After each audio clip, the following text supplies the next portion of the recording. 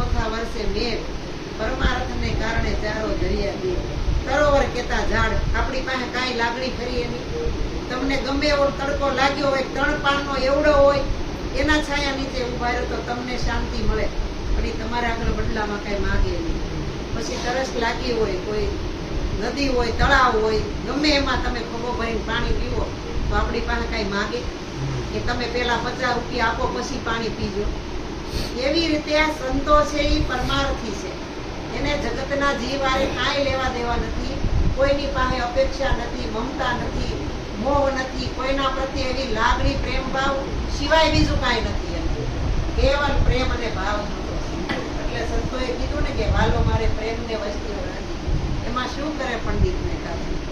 પ્રેમ છે અહીંયા પરમાત્મા છે, અને પ્રેમ છે એ જ પરમાત્માનું બીજું રૂપ છે.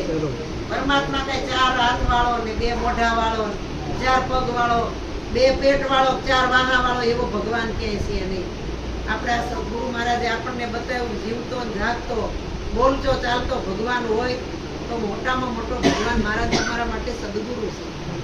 અને સદગુરુ ન હોય તો આપણું ઠેકાણું ન પડ્યું હોતું. આપણે કહીએ ને કે ઠરવાનું ઠામ ગુરુનું સાચું, બીજું બધું કરવાનું કાચું. આ જે આંખથી દેખાય એ બધું નાશ છે. જેટલું ચામડાની આંખથી દેખાય, અને હમણાં ચમારજ, આ ચમારજ કહેવાય. ચમારજ એટલે ચામડું. ચામડું જોઈ એ બધું જ ચામડાથી જોવો એ બધું તત્વનો નાશ છે. પણ સદગુરુએ દિવ્ય દ્રષ્ટિ આપી, એનાથી જોવો એ વસ્તુ શાશ્વત છે. પણ શાશ્વતમાં લોકોની મહેનત કેટલી કયો? અમારા મહેશભાઈ એગ્રો ચલાવે છે તો 24 કલાકની અંદર 18 કલાક તો મહેનત કરતા જ છે. તૈજા વૈભવ વિલાસ થાય. અને આવું હોવું જરૂરી છે. આ ન હોય તો આપણી જેવા આદર સત્કાર કોણ આપે? પુરુષાર્થ કરે તો 5 પૈસા મળે તો સંતોનો આદર સત્કાર થાય. પણ પુરુષાર્થ કરતા કરતા સંતોએ કીધું કે પરમાર્થમાં પગલું ભરો. પરમાર્થ છે એ શ્રેષ્ઠ છે, એ ઉત્તમ છે, અને એ કાયમ રહેવા વાળું છે. એટલે સંતોને પરમાર્થી કીધા છે. અને સંતો ઘેર ઘેર ફરી આ જગતના ઊંઘેલા જીવને જગાડી અધમગતિના માર્ગે જાતા હોય સત માર્ગે વળાવવાની કોશિશ કરે છે. બીજું કાંઈ કરતા નથી. પણ સંતને ઓળખી કોણ શકે? કે જેને દિવ્ય દ્રષ્ટિ હોય એ સંતને ઓળખી શકે. સંતને કાંઈ લેબલ નથી, સંતને કાંઈ એવા કોઈ પહેરવેશ નથી કે ટીલા ટપકા કે કોઈ કમંડલધારી, વેશધારી, કેસધારી, કાંઈ ના. સંતો સહજ, સરળ, સાદા અને સમાન ભાવ વાળા હોય છે, સમાન દ્રષ્ટિ વાળા હોય.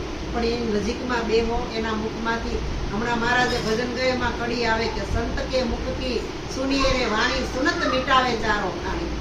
આ 4 ખાણીના જે ઈંડસ, જરાયુ, સ્વેદ ને ઉદ્ભેદ, આ 4 ખાણીના જીવ એમાંથી જન્મ લઈ લઈ અને મને તમને પરમ કૃપાળુ પરમાત્માએ કૃપા કરી તે મનુષ્યનો અવતાર રહ્યો. પણ આ ખાવું, પીવું, ઊંઘવું, જગતના ભોગ ભોગવવા, મોત આવે તે મરી જવું, આનાથી આપણે 5મું કાર્ય શું કરીએ છીએ? આવું તો કાગડા પુત્ર નથી કરતા. તો આપણામાં એમાં કેળવું. એટલે ભોજા બાપા કહી ગયા કે ઢોર ઘડતા મનુષ્ય ઘડવો, અને ભૂલો સિંહને પીસ, હરિના ભજન વિના તારી ધીક દાઢીને ધીક મૂજ. તો હરિનું ભજન કરવું તો કેવી રીતે કરવું, ક્યાં બેહીને કરવું, અને કેવી રીતે ભજન સાર્થક થાય? એ ભજનનો મહિમા આપણને સદગુરુ મળે, એના સાનિધ્યમાં જઈને સમર્પણ ભાવ કરી તો સમજાયો. એટલે ગુરુ કેવા છે કે ગુરુ સૂક્ષ્મ છે. એને જાણવા માટે આવડે મોટી કાયાની જરૂર નથી. સહજ છે ગુરુ, અને સરળ છે, અને સાદા વેશમાં છે. આ ધીરુ મહારાજ હાલ્યા જતા હોય કોણ કે આ સંત છે? એમ ઓળખે? ઓળખી શકાય? પણ એ જેને જાણી ગયા હોય, એના સહવાસમાં રહ્યા હોય, એનો એને પરિચય હોય, એ જાણી શકે. નહીતર આજુબાજુ વાળા નિયમ થાય કે મહેશભાઈ ના ઘરે કોઈક મહેમાન આવ્યા છે, પણ ખરેખર આપણે મહેમાન જ છે એવા સૃષ્ટિની ઉપર, પણ મહેમાન મૂકીને માલિક બની ગયા. આપણને એમ થાય આપણે કાયમ રહેવા વાળા, કોઈ દી જવા વાળા જ નથી. કેટલું આપણે, એટલે સંતો કહે છે ઘડી પલકી ખબર નહીં, કરે કલકી બાદ, જીવ ઉપર જમડા ફરે તેતર માથે બાદ.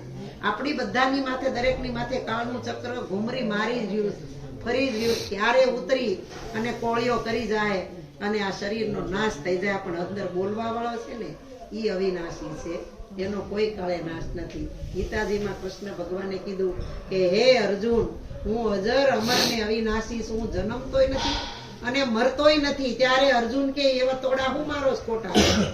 તમે હું મિત્ર હાળા બનેવી મામા ફઈના હારે રમવા વાળા હારે મોટા થયા, તમે એમ કે હું અજર અમર ને અવિનાશી કેવી રીતે માનું?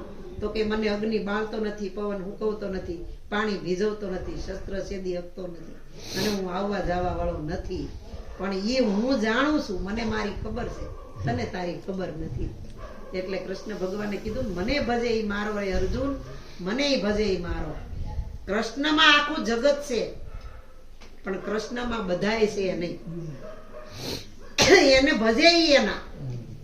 આપણા ગુરુ હોય એને આપણે સર્વોપરી ભગવાન માની, પરિબ્રહ્મ નારાયણ માની, પણ આપણે એવા કાર્ય કર્યા છે ગુરુ મહારાજે. આ ભવસાગર તારી દીધા, આ કાયા રૂપી નાવમાં બેહારીને હલેસો મારી દીધો. એટલે સંતો ગાય ને કે નિરાત નૌકા નામ કી તામે બેસે આય, પાર પહોંચાડે પલક મેં બહાર ન ફેરા ખાય. પળની જ વાર છે હો. સંતો કે આંખનો પલકારો મારો ને ત્યાં સહેજમાં જો જાગૃતતા આવી જાય તો આવી જાય. કે ને એક તેજી ઘોડીને ટકોર ને ગધેડાને ડફણા માર્યા જ કરો. હે ગધેડો ગમે એટલી વાર ગંગાજી જાત્રા જાય પણ આવી ઉકડા માળોટે થઈ એને શાંતિ થાય. એમ જીવ 4 યોનિના છે, પણ આપણે ઘઉં વાવો તો ઘઉં જ થાય, બાજરો વાવો તો બાજરો જ થાય. એ 100% સચની વાત. પણ મનુષ્યનો મનુષ્ય થાય, પણ જેવું કરણી કરશો એવી પ્રમાણે અવતાર આવશે. આપણા મૂળ તો ખાલી 40 વર્ષની જ આયુષ હતી, પણ ભગવાન જે ઉંમર આપતા હતા ને તે બધા લાઈનમાં ઉભા હતા, એમાં આપણે ઉભા હતા લાઈનમાં. એટલે ભગવાન પાસે માગ્યા, કોઈ એટલા વર્ષ, કોઈ એટલા વર્ષ. ભગવાન કે તમારે માગવાનું નથી, હું જે આપું ને એ લઈ લેવાનું. તે કૂતરો આવ્યો પેલો, તેને 10 વર્ષ આપ્યા, પછી ગાય આપી તેને 20 વર્ષ આપ્યા, કોઈને 30 વર્ષ ને 15 વર્ષ ને 5 વર્ષ ને એવા. માણા છેલ્લે વધ્યો ને ઈ કે તારે, ઈ કે મને આટલા વર્ષે હાવ ન થાય, 40 વર્ષમાં હું શું કરી લઉં?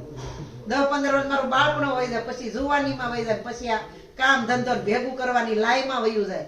મારે પછી જે ભોગ ભોગવવા એ ક્યારે બધું?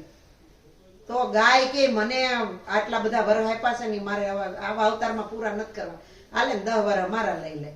કૂતરો કે 5 વર્ષ મારા લઈ લે. હાંડિયો કે મારા લઈ લે. એમ કરી કરીને આપણે આ ભેગા કર્યા છે. એટલે નથી કેતા અમુક વર્ષ પછી જીવન એવું બની જાય. અમારા બેનો હોય ને, સવારમાં ઉઠે ને એટલે પેલી 5 નાની નાની સાનકી કૂતરાની કરે, પછી એક થોડીક મોટી સાનકી ગાયની કરે. પછી અમારા અહીંયા તો કાંઈ એવું ઉતાવળ ન, અમારા સુરતમાં બહુ ઉતાવળ હોય. છોકરાને સવારમાં ભણવા જવું હોય, રિક્ષા આવી જાય ને એટલે કૂતરાને સાનક્યું નંજુ કર્યું ને છોકરાને આપી દે.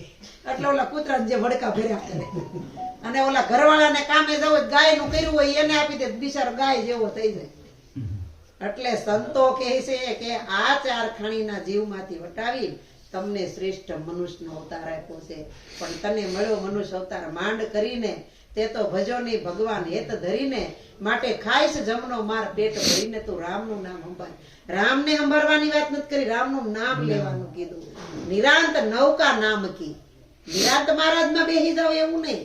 નિરાંત મહારાજે જે નામ બતાવ્યું છે એ નામની નૌકામાં બેહી અને ભવસાગર તરવાનો છે. ઓલા હાથ સમદર ખારા દૂધવા જેવા, એમાં આમાંય ખારા છે હો માડી. હા તમને કહું બાવડિયું ખારું જ છે. આ જો 7-12ની નકર, આમાં એકે હારું હોય કયો લ્યો? એકેયમાં હારું નીકળે છે? પણ આને કોકે કઈ કીધું હોય તો નો કાનેથી હારું સાંભળી, ખોટું કીધું સાંભળી હકી, નો અહીંથી હારું બોલી હકી, નો હારું ઊંઘી હકી, નો હારું જોઈ હકી. એટલે સંતોએ કીધું 7-12ની નકલની અંદર સદગુરુ જો મળે, આ ખારો દરિયો છે પણ મીઠી એક વીરડી છે. સંતોની વાણી છે એ અમૃત જેવી છે, અને સંતોની ગતિ છે એ ભમરી જેવી છે.